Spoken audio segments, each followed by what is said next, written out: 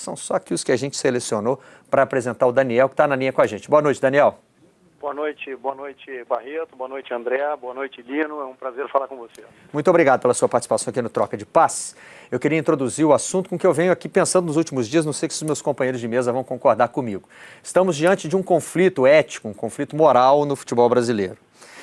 Você tem duas correntes que podem parecer muito legítimas. Infelizmente, elas ainda estão ligadas à afiliação clubística, né? Então, hoje você ainda tem muita gente que quer defender o interesse do Fluminense dizendo que tem que ser cumprido o regulamento. E não dá para contradizê-los. Se o regulamento for cumprido à risca, Portuguesa e Flamengo perdem 4 pontos e a Portuguesa cai. E você tem outra corrente, essa mais ligada à Portuguesa, que diz que deve ser mantido o resultado de campo. Também não há como contradizê-los. Se você optar por manter o resultado do campo e esquecer dos aspectos técnicos do regulamento... Mas as duas são questões éticas e desportivas. E excludentes. Acho que esse é que é o problema. Você acha excludentes? Eu quero perguntar isso para o Daniel.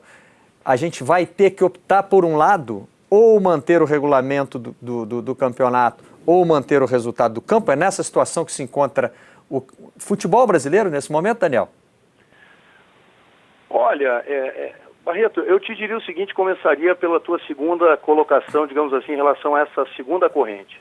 Acho que a obtenção do resultado de campo, ela pressupõe determinados requisitos para a obtenção desse resultado de campo. Eu não vejo conflito nessa situação, à medida em que a gente tem claramente o artigo 214 do CBJD, e esse é o centro da discussão que nós temos hoje em relação ao mérito da questão, tanto no caso do Flamengo quanto no caso da Portuguesa, ou seja, se discute se houve a escalação de um jogador sem condição de jogo. Isso é o que se discute hoje.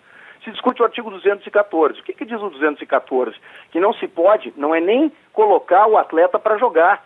Não se pode inserir sequer na súmula um atleta que não tenha condição de jogo, seja por uma questão de inscrição, seja por uma questão de punição pelo STJD, seja por uma automática se for na mesma competição. Então eu entendo que manter o resultado de campo, desde que ele tenha sido obtido de uma maneira conforme as regras, é imprescindível. Não há alguém em sã consciência que possa discutir isso. Mas o que está se discutindo hoje é se este resultado obtido pelo Flamengo e pela Portuguesa, desta forma, quando se admite que tenham escalado jogadores que não teriam condição de jogo, este resultado ele deve ser tutelado, ele deve ser defendido. Então eu não acho que haja conflito. O que eu acho é que nós não podemos perder de vista que nós estamos num campeonato de pontos corridos, onde a primeira partida vale rigorosamente o mesmo que a última partida em termos de pontos. E o equilíbrio técnico da competição, isso me parece até que é uma coisa tão evidente, mas eu confesso que a gente acompanha alguma discussão, algum argumento em relação ao assunto, mas não tem como acompanhar tudo, né? O manancial de informações e de opiniões e argumentos fundamentados, obviamente, é muito grande. Mas o que me chama a atenção é que ninguém levanta com muita veemência a questão do desequilíbrio técnico de permitir que um clube que teve o jogador punido por 2 jogos cumpra apenas um jogo. Na medida em que outros clubes, e eu aqui falo isso com toda tranquilidade, eu sou advogado internacional há 15 anos, o Internacional teve jogadores que foram punidos por 2 partidas e cumpriu as 2 partidas. Então, quer dizer, esse equilíbrio técnico me parece que não pode ser desrespeitado na hora de se discutir isso. Perfeito. Se houve algum equívoco, alguma falha de comunicação, se lamenta isso, evidentemente se lamenta. Ou seja, isso então, a seu ver, não pode ser usado como argumento de defesa. A gente tem acompanhado aí no noticiário o que os times estão preparando como defesa. O Flamengo fala muito pouco, né? O Flamengo ainda não revelou sua linha de defesa. A Portuguesa fala um pouco mais. Inclusive, já deu pano para a manga essa coisa de se o advogado ligou, se não ligou. Agora, o presidente já disse que recebeu o telefonema, mas que a informação não foi repassada. Então, essa questão de o jogador não ter sido inscrito por uma falha de informação, a seu ver, ela não serve como uma boa linha de defesa. Olha, eu posso falar pelo que nós, como nós trabalhamos para o Internacional e nós fazemos a defesa do Internacional exatamente no âmbito do TJD estadual e do STJD e da FIFA eventualmente. Nós procuramos comunicar formalmente, através de um e-mail para o clube, as punições, para evitar exatamente que possa haver algum ruído nisso. Agora, ao meu sentir, evidentemente não é um argumento jurídico uma falha de comunicação eventual que tenha ocorrido. Eu não posso afirmar que esse fato tenha ocorrido, não sou advogado da causa, mas é evidente que não se trata de um argumento jurídico, porque senão é muito simples. E me parece que esse outro argumento, para quem milita na justiça desportiva, de que tem que haver intimação para a decisão, Olha, com todo respeito, há 15 anos isso há muito tempo já não existe. Todos sabem, né, que um julgamento feito na sexta-feira, o atleta não está, se ele é suspenso, ele não pode jogar no sábado e domingo, senão seria um contrassenso, aquele que é punido na quinta não joga no fim de semana e o que é punido na sexta joga no fim de semana. Então isso me parece de uma falta de lógica absurda e, além disso, o artigo 134 do CBJD, ele é claro, né, o clube devidamente intimado para a sessão de julgamento, ou mesmo que não intimado, representado pelo seu advogado, a decisão condenatória vale do dia seguinte. E se me permite só mais um comentário, por que vale do dia seguinte? Porque haviam clubes que desligavam o fax para não serem intimados da sessão de julgamento e depois desligavam o fax para não receber a decisão do julgamento. E ainda havia o problema do atleta ser julgado às 8 da noite para jogar às 9 da noite. Então é no dia seguinte, não se discute mais isso. Ok, essa era a minha pergunta seguinte, porque os clubes estão falando no artigo 43, né, pressupondo que a punição só valeria a partir de segunda-feira, porque seria o próximo dia útil. Então já passo aqui por o Rizek, que já está fazendo sinal ali, e para o Lino também.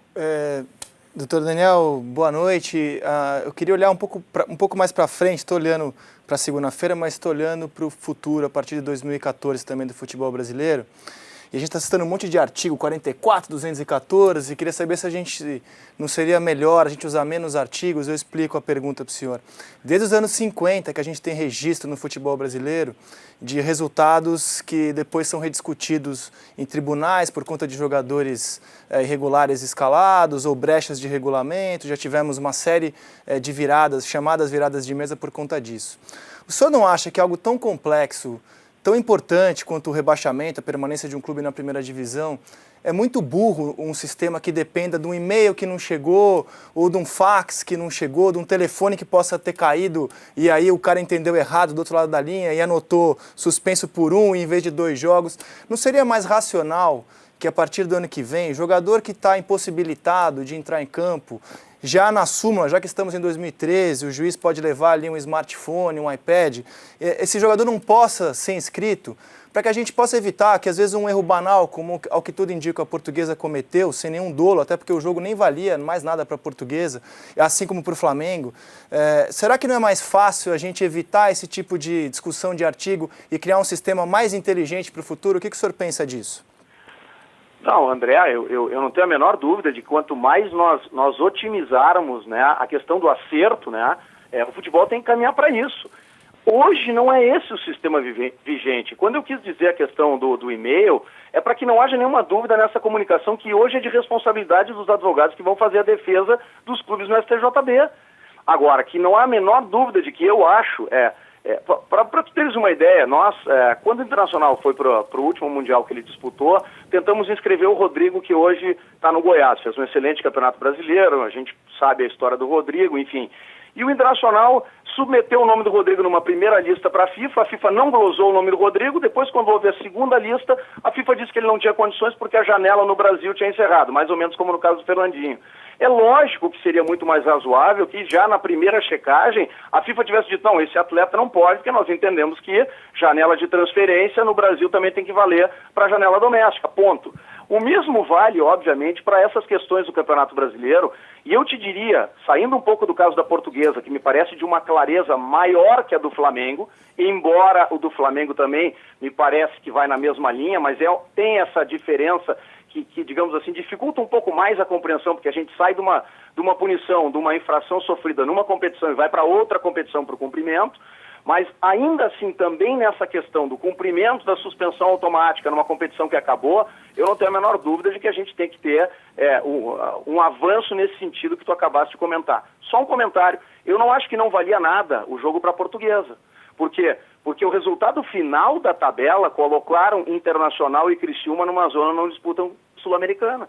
Então o jogo da Portuguesa, com o devido respeito a quem pensa de forma diferente, ele valia para outros clubes, inclusive, envolvidos no campeonato, como vale o julgamento. Perfeito. Quis dizer de rebaixamento, como ela vai ser rebaixada caso ela seja condenada. Desculpa, Lino? Não, eu acho que todos nós, desportistas, sentimos muito o que aconteceu com a Portuguesa, pelas circunstâncias, pela evidente vantagem desportiva que obteve a Portuguesa dentro de campo, mas todos nós percebemos, e a própria Portuguesa também, que ela cometeu um erro terrível, que ela cometeu um erro técnico, que ela é culpada em alguma coisa, se é o advogado, se é o supervisor, se houve dolo, se não houve dolo. A gente vai começar a discutir a partir de agora como foi o erro da Portuguesa. No meu entendimento, a Portuguesa errou e parece que isso está muito claro. A minha pergunta é a seguinte, doutor Daniel. Existe algum atenuante para esse erro da Portuguesa? Com a sua experiência jurídica, ela pode alegar alguma coisa? A questão da dosimetria da pena pode ser levada em consideração? Porque uma coisa é você tirar 3, 4 pontos, outra coisa é você rebaixar. Sim. Talvez haja aí uma sobreposição de pena. Eu lembro até de um caso, o Daniel vai lembrar, isso faz uns 10 anos mais ou menos, o Figueirense jogava a Série B com o Caxias. Eu fui advogado do Caxias. A torcida do Figueirense invadiu o campo com 43, 44 minutos do segundo tempo. O Loeblin fez súmula dizendo que o jogo tinha acabado, depois disse que não tinha acabado, deu uma confusão danada. O Figueirense perdeu aquela causa, tinha 3 pontos a mais do que o Caxias. Olha o que o mundo jurídico conseguiu achar. Tiraram os 3 pontos do Figueirense, mas por um pensamento ligado às origens da FIFA, ou pelo menos a determinações da FIFA, não se tirou o gol do Abimael.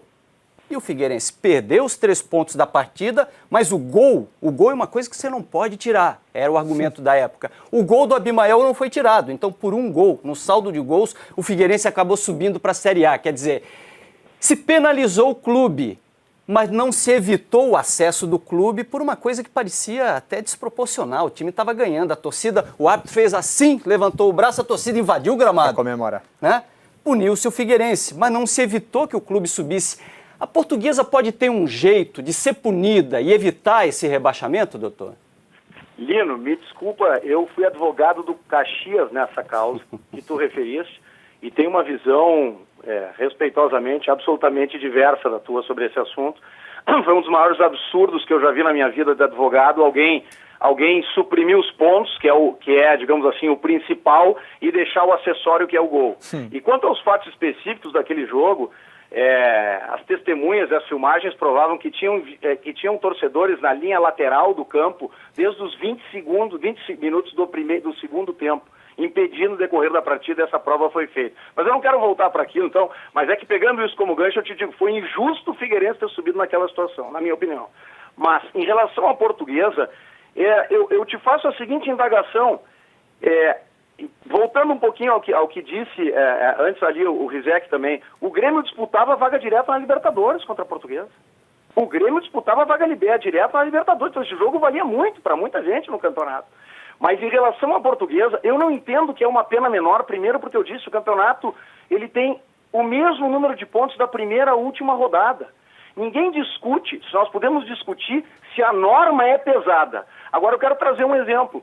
O D'Alessandro, aquele simulacro de pugilato que ele fez com o Williams na final da Copa do Brasil de 2009, que eu acho que vocês lembram, ele tomou 60 dias em primeira instância. Depois a gente baixou isso para 5 jogos. O que aconteceu com o D'Alessandro? Ele simplesmente cumpriu no Brasileiro os jogos que corria concomitantemente. E naquela época, só para te responder então, Lino, assim, naquela época se perdia 6 pontos independentemente do resultado. O CBJD hoje, ele de certa forma é um pouco mais brando por um lado, porque se perde os pontos conquistados e mais 3, mas ao mesmo tempo ele coíbe uma possível alternativa daquele que coloca o jogador e diz o seguinte: bom, se eu perder eu não perco nada. Então é difícil a lei entrar no caso concreto de cada um. Infelizmente, a dimensão que o problema tomou é porque é na última rodada. Mas os pontos em jogo e a disputa de outras vagas de Libertadores Sul-Americana, ela vale a mesma coisa do que na quinta rodada. E o clube que teve jogadores suspensos por 3 jogos e cumpriu os 3 jogos, como é que nós vamos aquilatar o prejuízo de alguém perder o seu titular, eventualmente seu camisa 10? Outros clubes deixaram de jogar com esses jogadores. Ok, vamos agradecer então ao Dr. Daniel Cravo e eu queria me despedir com uma pergunta. Na verdade, eu acho que é uma constatação. Do seu entendimento, então, Portuguesa e Flamengo perdem os pontos no julgamento de amanhã.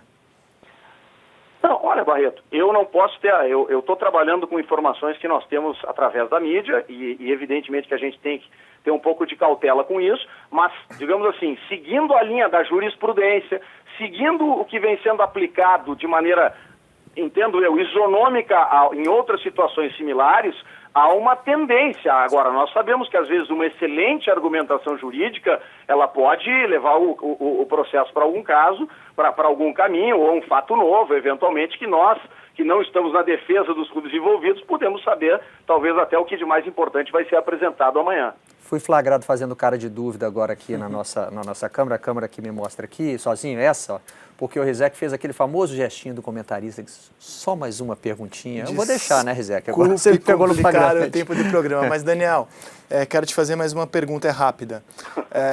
Amanhã é o julgamento em primeira instância, depois vai para o pleno. No pleno são 9 pessoas que decidem, não só pessoas técnicas do direito, né? Tem, por exemplo, representante de atleta entre essas 9 pessoas.